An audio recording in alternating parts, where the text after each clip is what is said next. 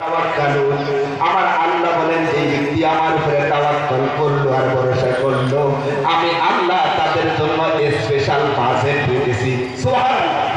সূরাতুল কাহফের ভিতরে আল্লাহ পাক রব্বুল আলামিন সেই বাজেটের কথা তুলে ধরেছেন। সুবহানাল্লাহ। আল্লাহ পাক রব্বুল আলামিন বলছেন ইন্নাল্লাযীনা আমানু ওয়া আমিলুস সালিহাতি কানাত লাহুম জান্নাতুল ফিরদাউসি নুজুলা।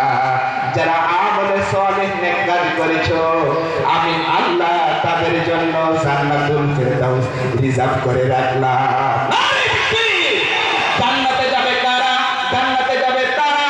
সূরাতুল আহজাবের 71 নম্বর আয়াতে আল্লাহ পাক রব্বুল আলামিন জানিয়ে দিলেন ইয়া আইয়ুহাল্লাযীনা আমানুত্তাকুল্লাহা ওয়া কুলু কওলান সাদীদা يصلح لكم أعمالكم ويغفر لكم ذنوبكم ومن يطع الله ورسوله فقد فاز فوزا عظيما.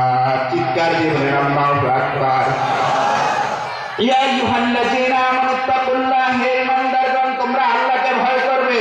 ইমানদার ভয় করবে কাকে? দুনিয়ার কোন নাস্তিক মুরতাদ কাউকে ভয় করা যাবে না। সদা সর্বদা রাতের দিনে গোপনে প্রকাশ্যে সব সময় আল্লাহকে হাজির নাজির জেনে আমাদেরকে ভয় করতে হবে। ইয়া আইয়ুহাল্লাযীনা আমানুত্তাকুল্লাহা ওয়া কুলু কওলান সাদীদা। আর জাতির কাছে আপনি সুন্দর সুস্পষ্ট কথাগুলো তুলে ধরতে হবে। যদি আপনি মুত্তাকি হয়ে থাকেন কথা বলেন ঠিক কিনা? ইয়া আইয়ুহাল্লাযীনা আমানুত্তাকুল্লাহা ওয়া কুলু কওলান সাদীদা ইউসলিহ লাকুম আমালাকুম। আল্লাহ পাক আপনার আমলটাকে সংশোধন করে দেবেন। সুবহানাল্লাহ। ওয়া ইয়াগফির লাকুম যুনুবাকুম।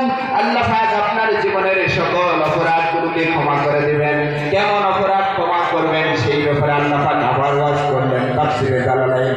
আল্লামা জালালউদ্দিন সুয়ুতী রাহমাতুল্লাহ বলেন যুনুবাকুমুল কাবায়রা ওয়া যুনুবাকুমুস সাগায়রা।